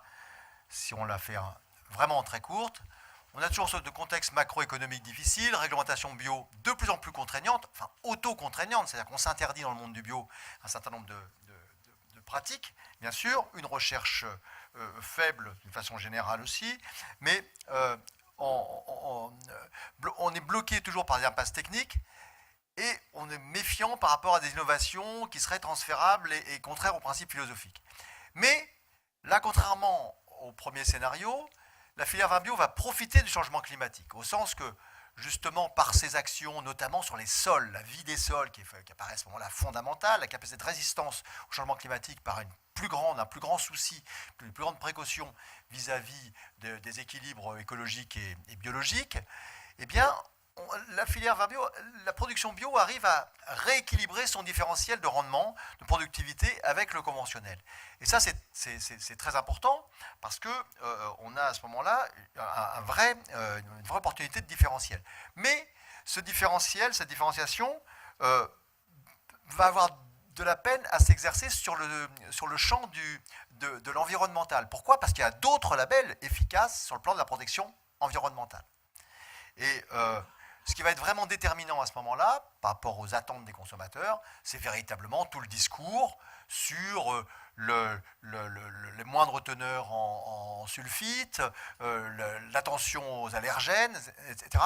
Ça, c'est véritablement, ça va devenir un peu la marque de fabrique, la marque qui va faire enfin comprendre, peut-être mieux, plus efficacement aux consommateurs, en tout cas le segment premium qui va écouter ce discours et qui va le comprendre, qui va y prêter une oreille très attentive, eh bien, ce segment premium va accorder, alors c'est un peu, si je pousse un peu loin, c'est un peu l'écho d'Ali, c'est un peu ça, c'est-à-dire on est vraiment le segment premium qui reconnaît dans le bio des vraies vertus de santé. Évidemment, c'est comme ces segments premium, c'est un petit peu sélectif, donc ça explique pourquoi ce sont surtout des grosses entreprises qui vont aller sur ce segment-là, capables d'entretenir avec une promotion active, justement, c'est une communication adaptée, les vertus sanitaires de cette filière, avec finalement quand même une certaine baisse des surfaces et une difficulté pour la filière bio à s'organiser, parce que ces gros faiseurs ont tendance à jouer, entre guillemets, pour parler trivialement, un peu perso. Voilà, chacun joue pour sa marque, pour ça je vous parlais un peu de Caudalie pour fixer un peu les idées, c'est pas pour stigmatiser. Voilà, on a à ce moment-là des gens qui vont défendre des marques et sur ce segment-là. Vous voyez que ce sont des visages qui ont tous du sens. Ces 5 scénarios, il n'y en a aucun qui est vrai, aucun qui est faux, aucun qui est probable, aucun qui est improbable. Ces mots-là n'ont pas de sens pour nous. Il n'y a qu'une chose qui a du sens, c'est que aucun ne paraît complètement inintéressant, complètement impertinent, complètement illogique. Qu'est-ce qu'on fait avec ça à partir de là? Eh bien, ce qu'on fait, c'est ce qu'on a fait. Notre groupe prospective, donc vous avez compris qu'on a travaillé avec un petit noyau de méthodologique, mais surtout avec un aréopage de spécialistes qu'on avait constitué. Parmi, vous en connaissez, parmi ces gens-là, on va en présenter certains, qui sont venus nous apporter des lumières, une expertise qu'aucun d'entre nous ne pouvait avoir. Chacun apporte son domaine d'expertise et comme vous l'avez vu, on est capable de travailler sur un fond de carte commun. La grande question d'abord, c'est ensuite d'essayer de socialiser ça et d'essayer de voir comment on peut transformer ça en philosophie de l'action. Ça relève de la magie. Des histoires qui sont ni vraies ni fausses, ni probables ni improbables, en comment ça peut nous aider à construire l'avenir. Vous allez voir, c'est assez simple. On se prend, effectivement, là on va ouvrir, on n'est plus à la dizaine de spécialistes ou à la douzaine de spécialistes qu'on avait, mais on va ouvrir sur un ensemble plus important dans lequel des représentants, alors on n'est pas dans la représentativité, on est dans la diversité, comme dans toutes les études qualitatives, des gens de la production, du négoce, de la pépinière, de l'expérimentation, du conseil, de la recherche, de l'enseignement, de l'administration, des interpros, et autres qui sont concernés, qui constituent cette filière-là, sont venus apporter un peu leur grain de sel, leur éclairage. Et qu'est-ce qu'on leur a demandé? On leur a dit, voilà, on va prendre les scénarios, les 5 scénarios un par un, et vous allez nous raconter les enjeux et conséquences pour chacun de ces scénarios. Vous voyez que c'est extrêmement important parce que ça permet, d'abord quand on est capable d'écrire les enjeux et conséquences d'un scénario, c'est qu'on a bien compris ce qu'il y a dedans. Comme on le fait collectivement par petits groupes, là encore, on échange, on partage et on crée de la valeur ajoutée à cette réflexion. Sur 4 items, au plan technique, imaginez que le scénario 1 se passe, on est en 2050, 2040, 2050, qu'est-ce qui s'est passé au plan technique? Qu'est-ce qui s'est passé en matière d'évolution des marchés? Qu'est-ce que ça a donné en matière d'acteurs et de territoires? Et la gouvernance, l'organisation de la filière, qu'est-ce que ça a donné? Et on commence à réfléchir en petits groupes, et puis on partage. Puis on a des systèmes maintenant très interactifs, on vit avec son temps. Donc on a des tablettes qui nous donnent les résultats de chaque table, on arrive à les restituer aussitôt, on retravaille sur le résultat de tout le monde. Ça, c'est vraiment super. Ça donne une façon, en tout cas efficace, de partager tout ça. Et vous voyez qu'on est un peu plus avancé parce que chacun maintenant a bien compris les 5 scénarios, les a bien en tête et a même compris les enjeux et conséquences. Mais c'est là où ça devient encore plus intéressant. On va leur dire finalement, la grande question qu'il faut se poser à chaque fois qu'on vous raconte une histoire, quelle qu'elle soit, sur l'avenir, c'est qu'est-ce qu'on va faire avec ça? Quelle attitude stratégique on pourrait avoir? Au fond, si vous les avez, on les a mises en colonne. J'oublie la dernière colonne qui vous consistera à dire cette histoire n'a aucun intérêt, c'est des sornettes, ça ne m'intéresse pas du tout. Voilà, ça arrive jamais, heureusement, ça veut dire qu'on travaille quand même pas trop mal. Mais prenons-les de droite à gauche. La veille, ça veut dire quoi? Ça veut dire, vous m'avez raconté une histoire là, franchement, c'est pas illogique, mais je vois rien dans mon environnement qui annonce que ça va se passer comme ça. Donc franchement, je veux bien regarder dans les prochaines années, si jamais ça se met à se réveiller, il sera bien temps de prendre des mesures. Pour l'instant, je vais écouter, mais ça ne m'évoque rien. Plus intéressant, réactivité anticipée, c'est quoi? Là, ça consiste à se dire, cette histoire, franchement, je ne sais pas si elle va se passer. Mais ce qui est sûr, c'est que si elle devait se passer, on serait bien inspiré de commencer à réagir maintenant. Parce qu'après, c'est trop tard. Vous le voyez bien, quand on a commencé à réagir en 91 à la loi E20, ben en 2018, on est encore à se demander comment on pourrait faire. C'est pas compliqué à comprendre. C'est que quand il faut réagir, c'est toujours trop tard.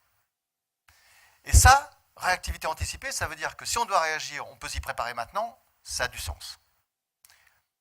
Encore plus magique, sur ces histoires, ni vraies ni fausses, ni probables ni improbables, on a le droit de se dire, mais cette histoire, elle me plaît drôlement. J'aimerais bien que ça se passe comme ça.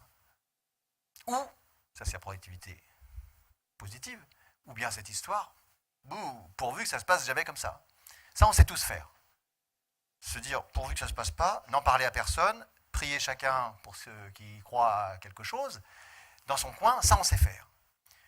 Mais ça, c'est justement une invitation à faire tout autrement. C'est-à-dire, si on pense que ça serait bien que cette histoire se passe, eh bien, c'est de se réunir comme on le fait aujourd'hui, de se dire, mais si on est plusieurs à penser ça, qu'est-ce qu'on fait dès maintenant au niveau de France 20 Bio, peut-être de Sud 20 Bio, des différentes organisations pour favoriser l'émergence de cette histoire, qui à ce moment-là, peut-être ni vraie ni fausse, ni probable ni improbable, mais qui peut devenir carrément, en tout cas, une orientation stratégique souhaitable, donc sur laquelle on va mettre tout en ordre dans nos actions pour que ça converge vers ça.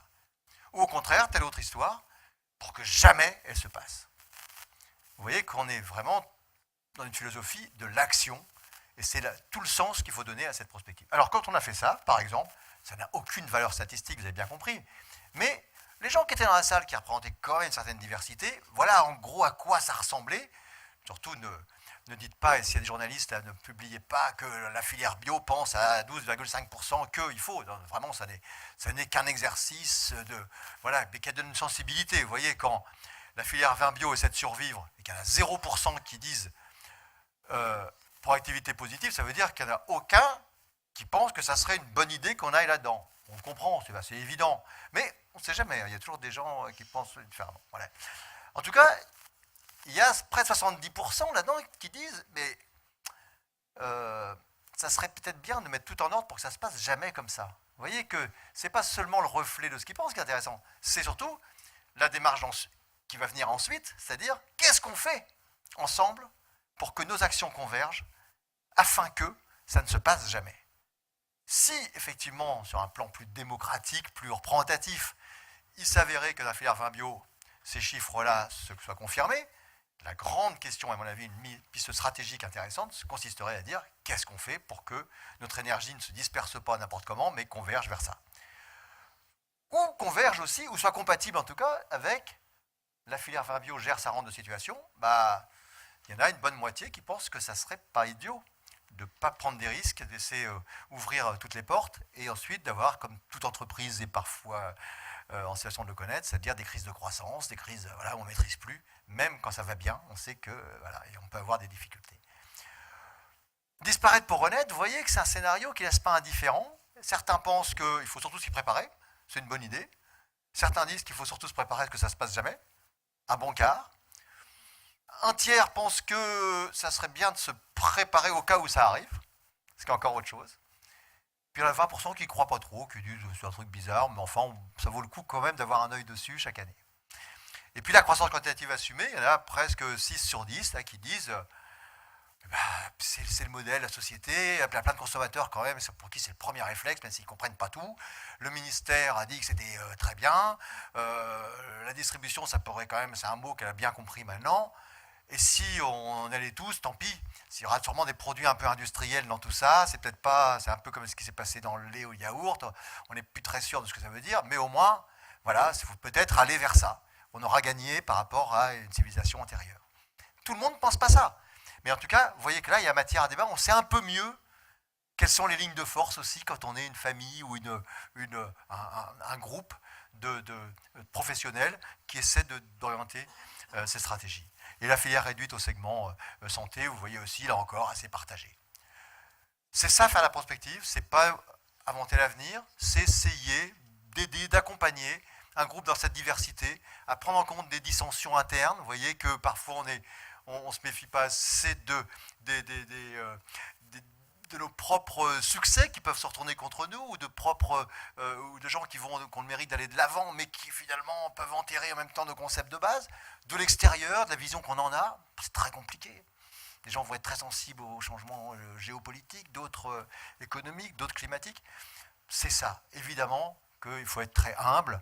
On n'est pas en train de présenter des solutions toutes faites. Mais en tout cas, on a le sentiment, mais ça sera l'objet de la deuxième partie, en tout cas, auquel on a associé Jean-Fred Coste, que vous connaissez, que je vais vous laisser peut-être présenter aussi, bien sûr, et Gwenaëlle Le Guillou, qui sont des professionnels qui, heureusement, sans elle et lui et d'autres de cette cellule d'animation, eh bien, ce travail n'aurait aucun sens et n'aurait aucune pertinence. En tout cas, c'est comme ça que l'on a procédé.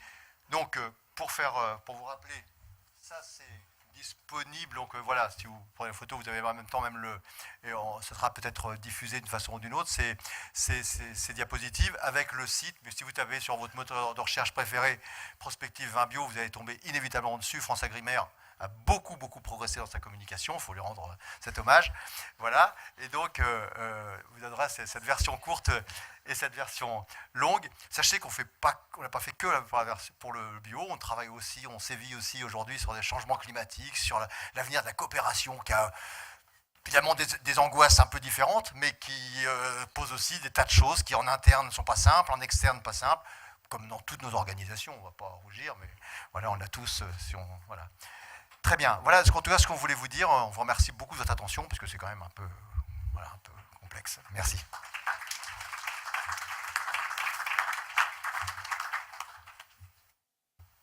Comment est-ce qu'on procède? Peut-être qu'il y a des questions là. Peut-être qu'il y a quelques questions. Puis ensuite, on fera témoigner les professionnels. Je vois que tout le monde est séché. Tout le monde...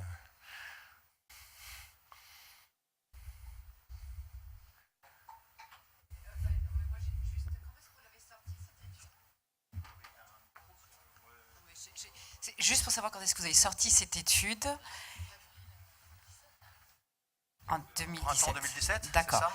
C'est ça. Et en fait, comme vous avez pris beaucoup de gants pour présenter ces résultats, c'est parce que vous avez eu des réactions qui étaient déjà vives, ou c'était vraiment pour que l'information ne se diffuse pas de façon négative? Non, parce que c'est vrai que vous avez mis à peu près 40 minutes avant de nous présenter les résultats du scénario, et du coup on allait vite sur ces scénarios qui sont complexes, comme vous l'avez dit.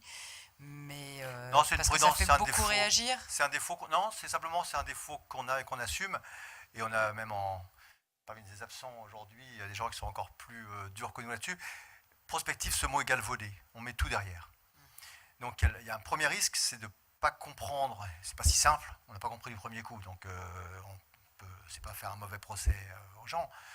La prospective, c'est pas la prévision. Si on ne prend pas 5 minutes pour expliquer la différence, eh bien, il y a des gens qui peuvent penser qu'on est en train de prédire que ça va se passer comme ça. Et même avec toutes les précautions, il y a quand même des gens qui, en sortant, vont nous dire « Mais alors, vous avez pensé à ça? Est-ce que vous pensez que ça va se passer ?» Non, moi, j'en pense rien. Enfin, je peux penser à titre personnel, mais ça n'a aucun sens. C'est très important de savoir de quoi on parle. Ensuite, il faut expliquer, il y a 1000 façons de faire de la prospective. Ça, c'en est une. On trouve qu'elle n'est pas idiote, sinon on n'y passerait pas autant de temps. Mais c'est important, comme en toute science. On est aux limites de la science. Ce n'est pas vraiment de la science. En tout cas, on revendique une grande rigueur méthodologique. C'est important d'exposer sa méthodologie. Parce que sinon, moi, une prospective, je vous en fais une pour demain matin, je l'écris sur un coin de table. Mais à ce moment-là, il faudra que j'explique que je l'ai fait sur un coin de table. Elle peut être géniale si je suis génial, mais elle peut être aussi tout à fait négligeable. Voilà, je pense que c'est important. Ce n'est pas du tout qu'on a peur des réactions ou quoi. C'est vraiment qu'on est très attentif à ça. Il ne faut pas leurrer les gens. On n'a pas des instruments comme des gens pourraient en rêver. Peut-être qu'avec les ordinateurs, les experts, mais ils sont capables de dire ce qui va se passer. Vous voyez, par exemple, c'est un peu compliqué parce qu'aujourd'hui, par exemple, on a des scénarios du GIEC. Alors, le GIEC, c'est ni de la prévision vraiment comme la météo de demain matin, mais ni de la prospective comme ça. C'est quand même des modèles qui sont plus forts, qui nous permettent quand même de donner des scénarios qui sont limites entre prévision et prospective sur le climat en 2030. Vous voyez, 2100, ça devient un peu plus ouvert, plus l'aventure. Mais sur 2030, vous voyez, donc qu'est-ce qu'on met derrière le mot scénario? Qu'est-ce qu'on met derrière la prospective? Nous, on pense que, alors si c'est trop long, puis on s'en excuse. Si j'espère qu'on n'a pas gâché. Mais non, mais c'est pas que c'est intéressant, c'est que pour nous, on ne sait pas bien faire autrement. On ressentait juste une méfiance. Voilà. Et Ah, juste une précision sur l'aéropage d'experts, il y en avait combien? Combien il y en avait dans celle-là? Une douzaine? 15. 15.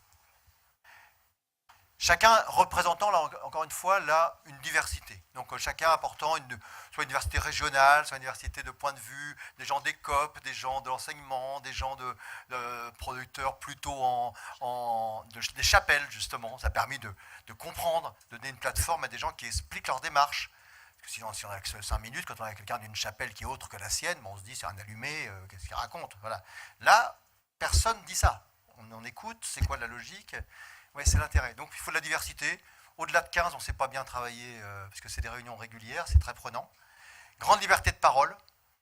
D'ailleurs, c'est pour ça qu'on ne fait pas venir les journalistes pour dire ce qu'on s'est dit, parce qu'on a parfois des gens qui vont passer 2 heures pour discuter, imaginer des scénarios qui, normalement, doivent déclencher toute leur haine ou leur engagement politique. Voilà, donc des gens qui peuvent travailler en disant le bio demain n'existe plus. Voilà. Quand vous mettez ça dans une instance politique normale, si on travaille là-dessus, il y en a un qui peut dire moi je suis désolé, mais je pars en claquant la porte. Voilà. Nous, on n'a jamais de gens qui claquent la porte, parce que justement, ça ne sera jamais dit qu'on a travaillé sur des choses.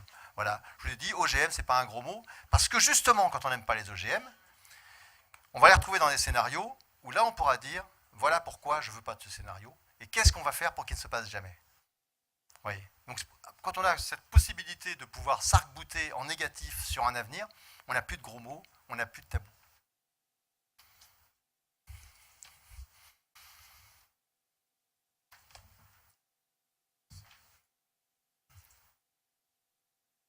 Je suis Frédéric Rose, journaliste à la revue Biophile. Alors, ce sera peut-être dit dans les témoignages des professionnels, mais je voulais savoir si justement au niveau de Sud 20 Bio ou France 20 Bio, il y a déjà justement des plans d'action, de choses qu'il faut faire suite à ces scénarios sur qu'est-ce que vous avez décidé ou pas de mettre en place. Excellente transition. Oui, ça va faire la transition avec peut-être les discussions. Peut-être. Merci pour votre prestation. Il existe des petits groupements de vignerons bio et conventionnels. Quels conseils vous leur donnerez pour communiquer sur cette coexistence de vignerons associés, des tout petits groupements? Des groupements qui sont à la fois des bio et des conventionnels? Oui, mais dans la commercialisation. Là, sur Vinisud, bio. Hier, dans les soirées, par exemple, il y a des petits groupements qui associent bio et non bio.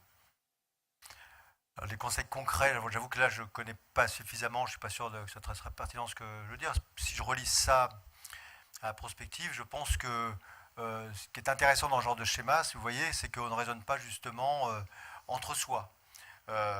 Donc je pense que les non-bio, en tout cas nous dans notre schéma, les non-bio ont été les bienvenus pour s'exprimer. D'ailleurs on construit toujours les prospectives comme ça. Dans la prospective COP, on a fait venir des gens des caves particulières. On fait toujours, voilà, on essaie d'incarner cette diversité parce que les effets miroirs sont extrêmement importants. Voilà.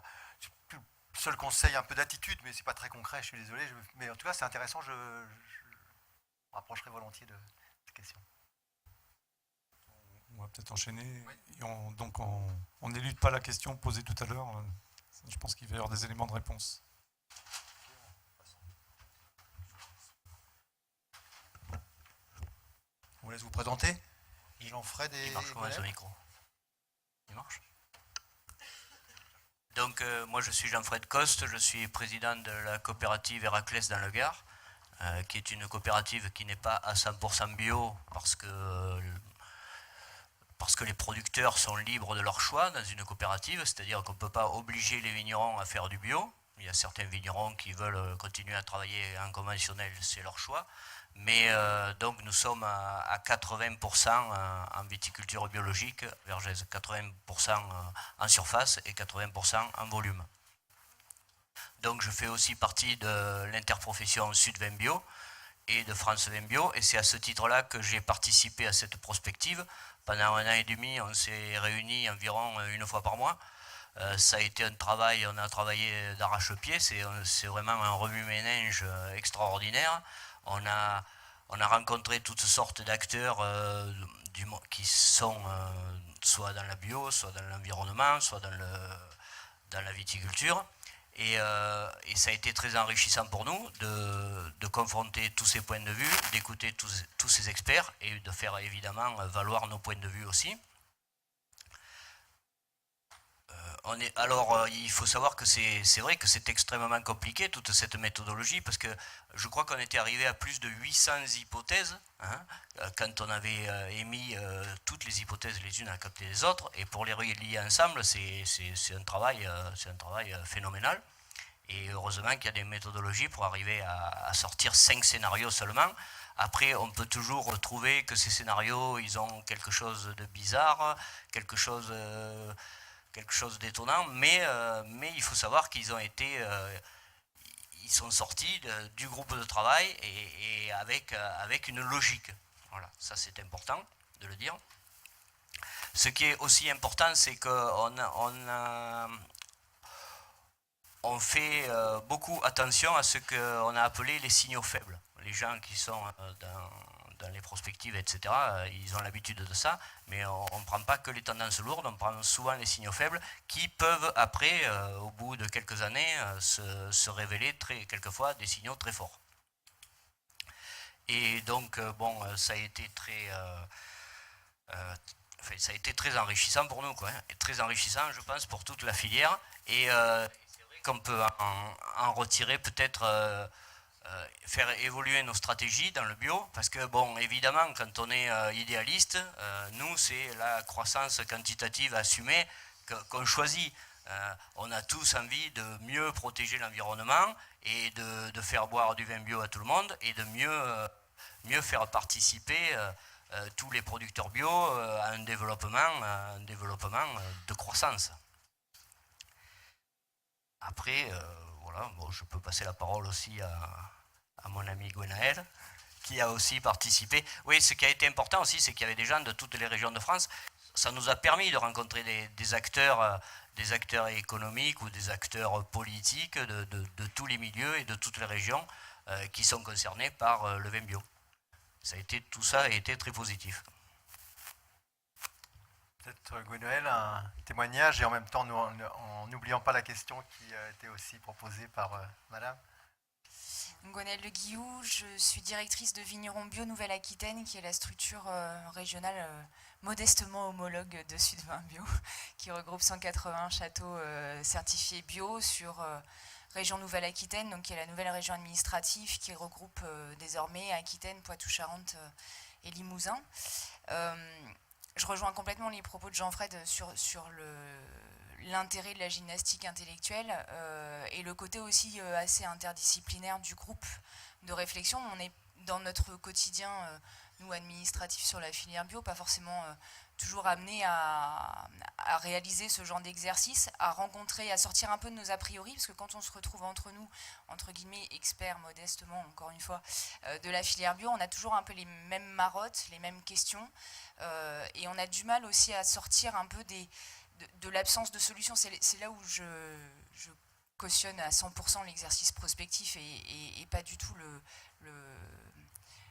les plans d'action même à 20 ans. C'est-à-dire qu'il y a une vraie différence de vue, c'est de se dire on réfléchit en positif, on réfléchit en négatif. C'est pas si facile en fait de se dire la demande de vin bio va augmenter. Et c'est quoi la négative ? C'est pas forcément qu'elle baisse, ça peut être qu'elle stagne, ça peut être que... Enfin voilà, c'est intellectuellement parlant très intéressant.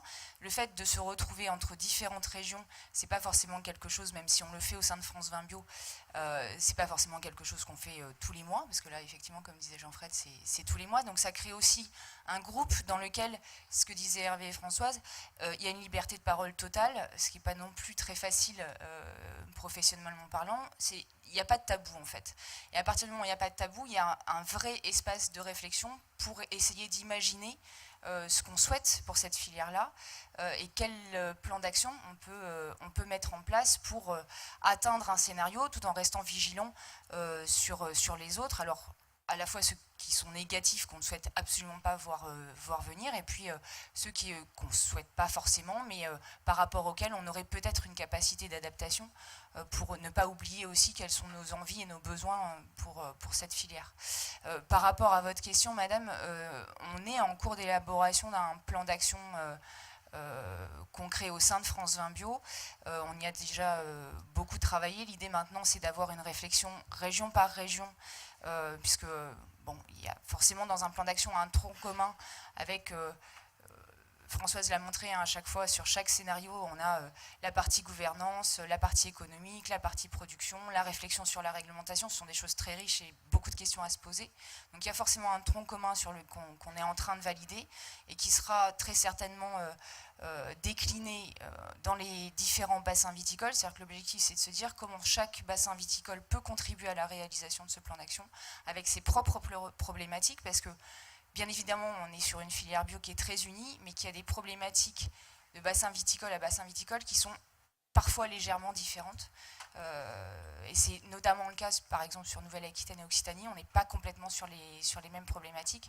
Donc c'est aussi de se dire, bon, si on veut se donner un maximum de chances pour obtenir peut-être une gouvernance plus intéressante sur la bio, faire en sorte qu'on ait un marché qui soit plus structuré, peut-être plus rentable, etc. Qu'est-ce qu'on fait, nous, à notre niveau, en fonction de nos problématiques territoriales, pour y contribuer ensemble et collectivement? Et moi, c'est ce que je retiendrai finalement de cet exercice de presque 2 ans maintenant, c'est de se dire, au bout de ces 2 ans, on va arriver à une vision qui est à la fois collective, qui est solide,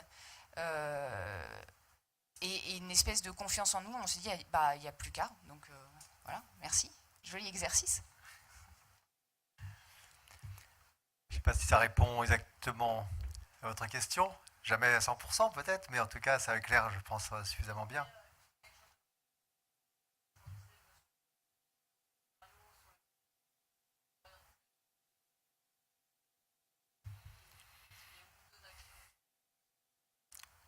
Je peux juste rappeler que vous voyez, là encore, désolé de prendre 30 secondes de méthodologie, mais c'est important. Parce qu'on a tendance à se dire, le scénario, finalement, quel scénario vous avez choisi? Et en fait, vous voyez qu'au fond, ça a du sens si on met un S à quel scénario. C'est-à-dire que quel scénario on veut favoriser, et en même temps, on veut, je sais que c'est la mode de dire en même temps, mais là, en tout cas, ça s'y prête. Voilà. Donc, mais il faut que nos actions, elles favorisent certains scénarios, elles en défavorisent d'autres, et elles aident à se préparer à un troisième. En tout cas, voilà, c'est un peu tout ça. Donc, bien sûr, là, on voit bien qu'il y a plutôt des scénarios cibles, mais en tout cas, c'est tout ça qu'il faut avoir en tête, cette espèce de Rubik's Cube qui devient un peu plus compliqué. Après, là, c'est peut-être plutôt à Thierry, à Jean-Fred, à Gwenaël, et peut-être à d'autres, au niveau de France 20 Bio. Vous voyez qu'il y a toujours cette difficulté, c'est à la fois tenir compte et ne pas gommer les diversités régionales, la diversité régionale, les spécificités, et en même temps se mettre en capacité de construire une stratégie nationale. On a exactement la même problématique sur le changement climatique. On a fait des travaux, notamment dans 6 grands vignobles français, avec à chaque fois des séances de restitution, etc. Et on a aussi un groupe de travail national, France Agrimaire, INAO, sur comment avoir une stratégie nationale qui ne va évidemment pas dire je veux voir qu'une tête, il faut faire la même chose en Alsace et à Bordeaux. Ça n'aurait pas de sens. Mais là, c'est un peu la même chose à laquelle vous vous trouvez confronté. Alors, peut-être, politiquement, peut-être sans dévoiler s'il y a des choses qui ne sont pas encore tout à fait sorties, je ne sais pas, mais peut-être des choses à dire, Thierry, ou là-dessus, ou... Ça sera le mot de la conclusion, tu le diras. Voilà, d'accord. Il est encore plus teaser que moi. Une question.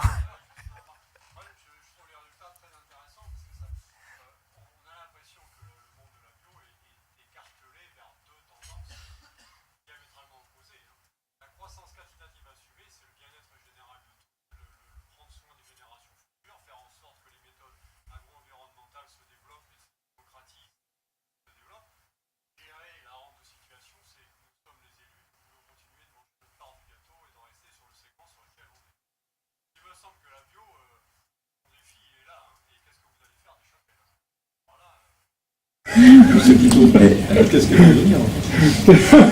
Il y a 2 points de vue, c'est pas rien, c'est le grand écart. La question, c'est est-ce que ça aide à raisonner l'avenir. On a simplifié le système d'une certaine façon, mais on l'a rendu un peu lisible. Alors, il ne faut pas trop se tromper. Là, effectivement, quand on vous entend, on se dit, bon, c'est pas complètement trompé, parce qu'il y a des gens chez qui ça résonne, ça permet de formaliser, effectivement, deux grandes situations qui ne sont pas du tout des scénarios, l'un rose, l'autre noir, ou c'est deux qui ont une logique. Pour certains, le rose va être noir pour l'autre. Enfin, voilà, en tout cas, ça permet de formaliser des débats, et de cristalliser sans doute avec ce que ça a de réducteur, mais aussi ce que ça a d'efficace pour l'action. Peut-être que Gwenaël ou Jean-Fred, vous voulez ajouter les autres? Non, non, on est dans le temps. Alors, bon, merci, on va donner la parole, le mot de conclusion à Thierry Duchesne, donc à tous seigneurs, tout honneur. Donc, merci à tous les intervenants et à la richesse de cet exposé. Donc on voit que c'est un chantier qui est effectivement presque à la fin du guet. On a déjà passé le milieu du guet, on est plus sur la fin du guet. On a également avancé sur le côté spécifique de la prospective régionale, puisque là on n'en a pas du tout parlé, mais il y a effectivement eu un travail analogue conduit de manière plus courte, parce qu'on a bénéficié déjà d'une prospective vin générale Languedoc-Roussillon, donc on a pu repartir sur des bases plus simples et plus rapide, plus efficace. Donc je pense qu'il y aura aussi un atelier en région avec les problématiques spécifiques des vins, parce que comme le rappelait Gwenaël, il y a des problématiques de bassin qui se greffent sur la complexité qu'on a vue. Voilà, donc bon, en guise de conclusion, alors moi je trouve que effectivement on ne ressort pas complètement indemne d'une prospective. Ça c'est la conclusion, à mon avis, à laquelle tout le monde arrive en sortant, enfin, notamment pour les 15 personnes qui ont été confrontées. Il y a effectivement une richesse. Ce qui est très enrichissant, c'est qu'on raisonne sur l'union des idées et non pas l'affrontement. Et ça, alors au début, c'est déroutant, mais c'est une richesse terrible. Deuxième conséquence, c'est que je ne lis plus le journal de la même façon. J'arrête pas de voir des signaux faibles, donc peut-être que maintenant je vais arrêter de lire le journal, parce que sinon c'est infernal. On voit tous les signes avant-coureurs. Mais effectivement, on voit pas mal de signaux faibles, où on les détecte plus facilement dans la presse. Mais bon, en dehors de cette boutade, je pense qu'effectivement, cette ouverture sur le cône des possibles, il est très enrichissant pour raisonner un plan stratégique derrière.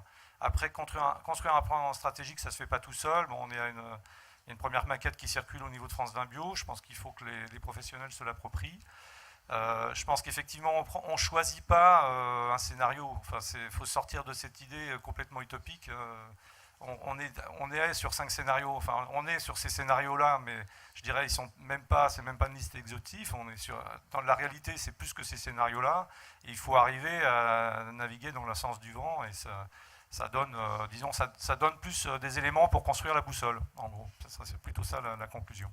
Donc encore merci, et merci à l'équipe d'animation qui nous a accompagnés. C'était vraiment un travail très très intéressant. Voilà. Merci à tous. Et puis on va céder la parole donc à l'exposé, à la conférence suivante. Merci.